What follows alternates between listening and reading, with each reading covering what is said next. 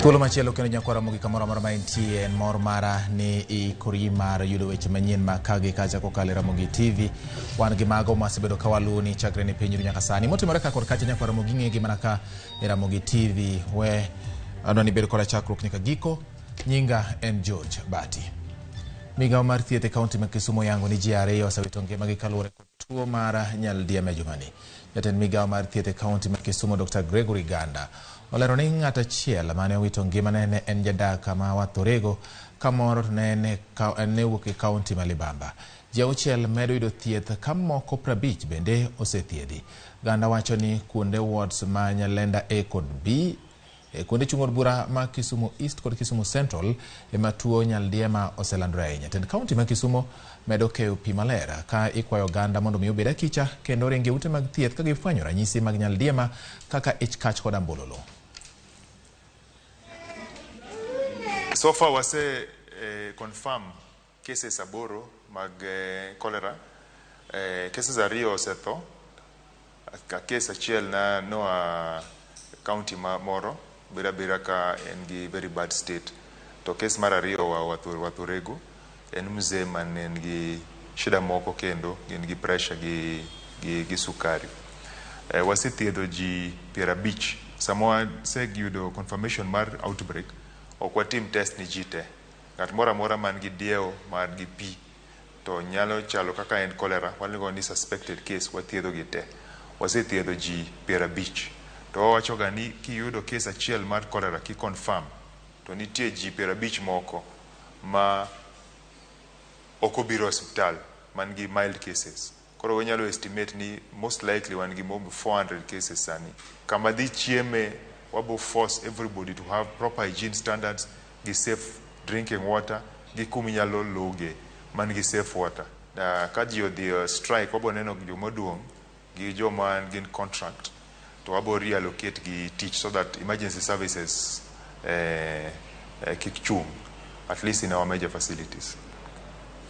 Jochiw thieth moko e kaunti ma Kisumu chako ng'anyo ayanga ka gibandho tend kaunti no mondo chulgi osara matimore e kinde ma ute mag thieth moko to odonje wijiruok kod lakteche mondo mi omed konyo jotuo.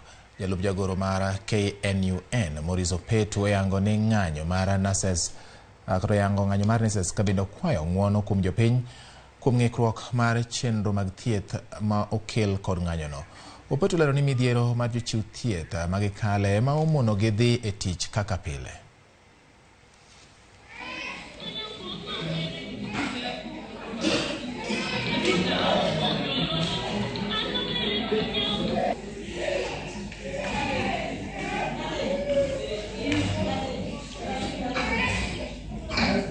We want to tell Kisumu residents, one very sorry, ok en herowa. Giyie gi ng'uon kodwa, wakwayo gi ni joma tuo ma ok nyalo yudo konyruok kuonde ma giyude konyruok kaka pile.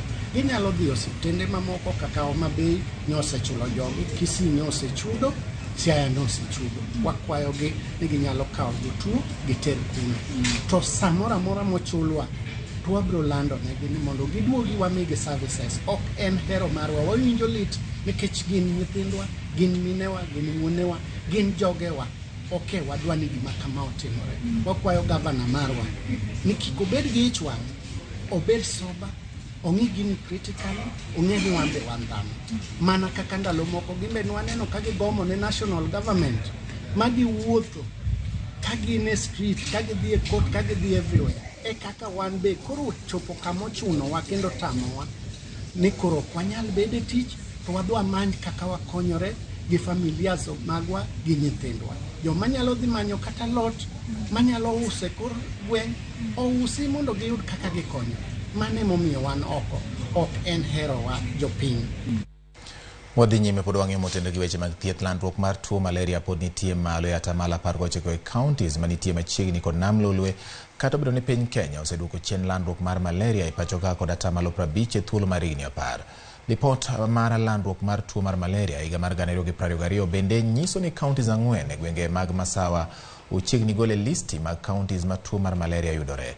Moko kuom chenro mopuo e kedo gi tuo mar malaria oting'o pogo nede mothiedhi ne mine mapek kod jogo modak kuonde ma malaria thoro kelo e midhiero Huyo ya chanjo kata koro chanjo mar malaria sub-counties tema nitire counties aboro mane owal kod chiwo tiegruok ne oganda ewi tuo mar malaria. Migawo mar thieth riwruok gi kod jokanyo mamoko chano mar rido kenge gi 80% e higani mar konyo chopo kare thor mar wach e higani ma en tieko chutho malaria e pachoka. Innovate and implement. In Swahili, it is tekeleza wajibu wako tumalize malaria. The Kenya Malaria Indicator Survey 2010, we were at 11%. In 2015, we were at 8%. So basically, over the last 10 years, from 2010 to 2020, we were able to reduce the burden of malaria in the country by 50% from 11 to 6% currently. Jochiw thieth e kaunti ma Nyamira ochako ng'anyo ka giwacho ni ok gibidok e tich nyaka bichul gi osara kod omenda mabalang' ma osedeko kuom thuolo mar dweche adek. Jochiw thieth go kama oriwo lakteche, nurses, jok mapimo tuoche e kinde mamoko oyango ng'anyo kane giloso kod jofwambo e od thieth ma Masaba.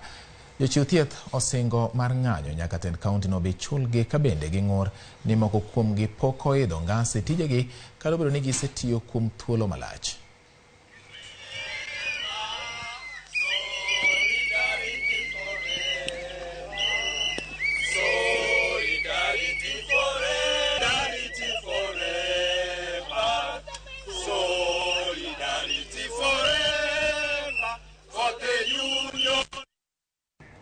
Komedo dhi nyime ne jalup jatend piny Kenya Rigathi Gachagua yuoro e romo mar jolup governors madhi nyime kaunti ma Mombasa. Romo ma kamano geto mar twak ewi tij jolup governors e tayo counties mondo mi ogeng' gwandruok ma kinde ka kinde e kind governors kod jolupgi. Gachagua bende igeno ni biro limo dho wath ma Shimoni kaunti ma Kwale.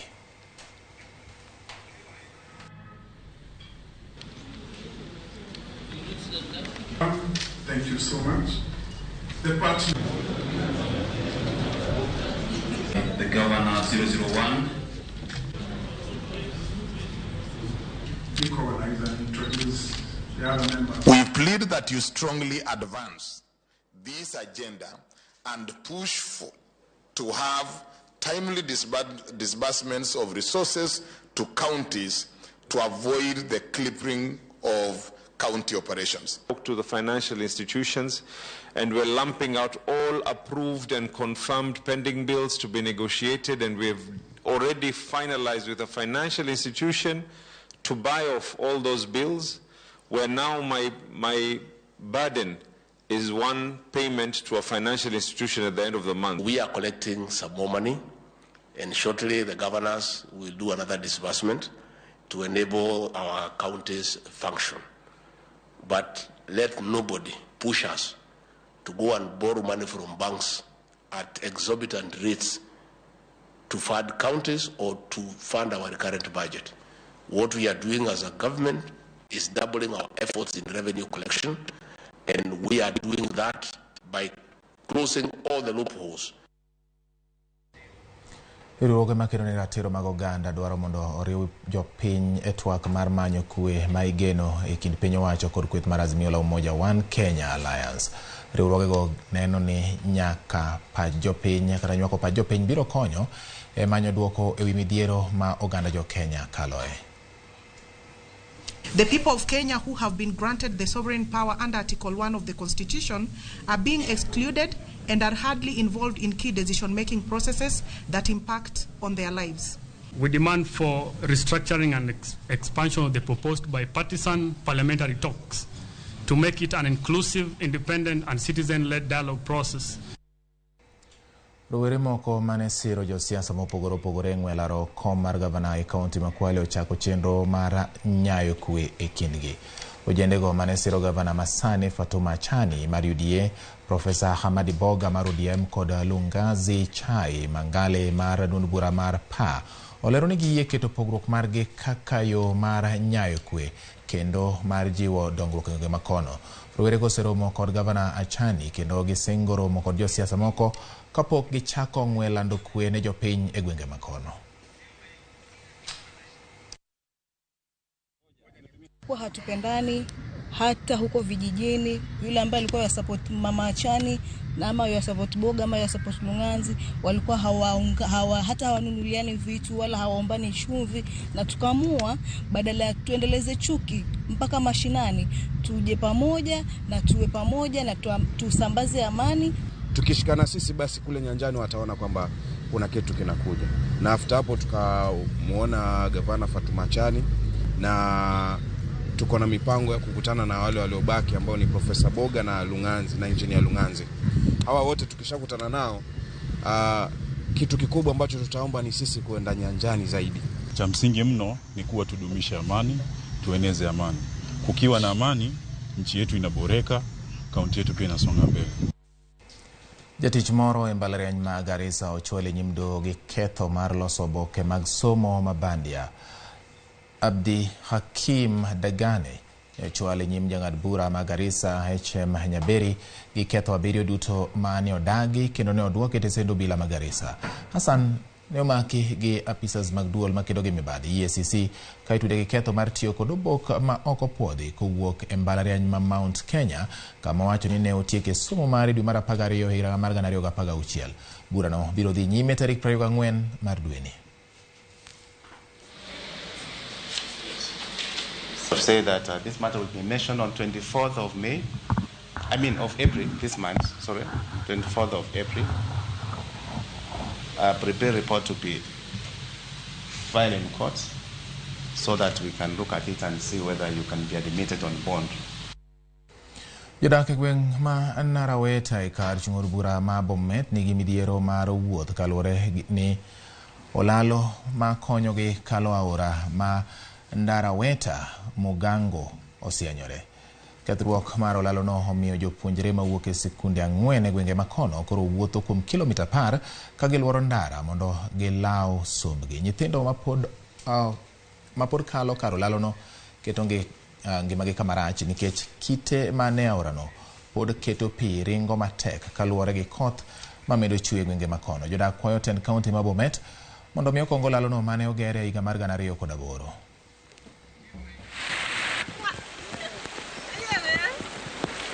Hiyo daraja yetu inaharibika mwendo wa almost 2 weeks. Tuko watoto ambayo ko Institute Ndaraweta na wengine tuko Mugango Secondary na Nyongoris, na hiyo daraja ilikuwa inasaidia sisi Nyongoris na Mugango. Tuko na shida sana, naweza unajua mtu ako na msiko kichwani na mtoto mkongo unaweza anguka, hiyo itakuwa shida kubwa sana. Sasa tunaambia serikali kuu ama serikali ndogo afanye juu chini, angalie hiyo daraja kabisa ili asaidie sisi. Na hii daraja alikuwa anasaidia vitu mingi, mabota watoto wa shule, mapunda, hata chai watu wanabeba kupitia hapo juu tu. Lakini wakati huu maji yakijaa hakuna mawasiliano na wale wa ngambo ile. Sisi tunaishi hapa Central Bomet, ni wakaaji wa hapa tu, lakini hii daraja inafaa ijengwe na iwekwe nguzo katikati yake, alafu isaidie isiche ikapomoka tena.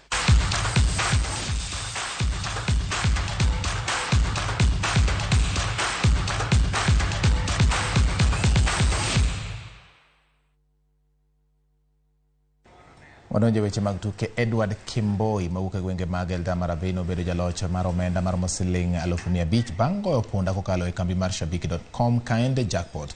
Kimboi ma jagni 37 kendo wuon nyithindo 4 en japur kowacho ni omenda moloyogo biro konye weche mag pur kaachiel kod ohande. Kimboi oyudo duoko makare 12 kuom tuke 13 mane otugo. Kambi mar shabiki nyaka sani osechiwo mich mar siling milion 3.5 ne joloch 7. Ka in bende in kod thuolo mar donjo e shabiki.com kendo tugo kaende jackpot, mana kioro ote machuok mar KJP e namba 29063 kitiyo gi siling 50 kende. Sehemu ya Eldamaravi. Mimi ni mkulima. Hii kaende jackpot nilichulia runinga ya Citizen. Nilikuwa nimecheza mwezi 2. Nilipredict game 12 out of 30. Nilitumia 300. Jackpot nyepesi sana nchini Kenya. Hadi washindi wetu wakishinda waamini, kama Bwana Kemboi siku ya leo aliweza kupata 12 out of 13 matches kwa jackpot, na amezoea kwamba lazima upate zote ndio uwe mshindi. Lakini hapa shabiki.com tunawaambia kwamba si lazima upate mechi zote. Ule ambaye atakuwa na predictions za juu zaidi kwa kaende jackpot ndiye atakuwa mshindi wa hiyo wiki.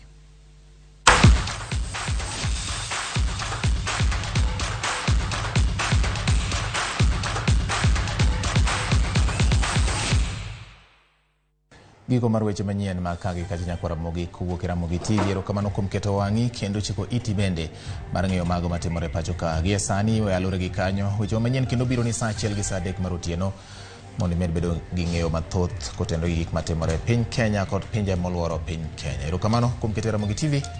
Nyinga en George Bati.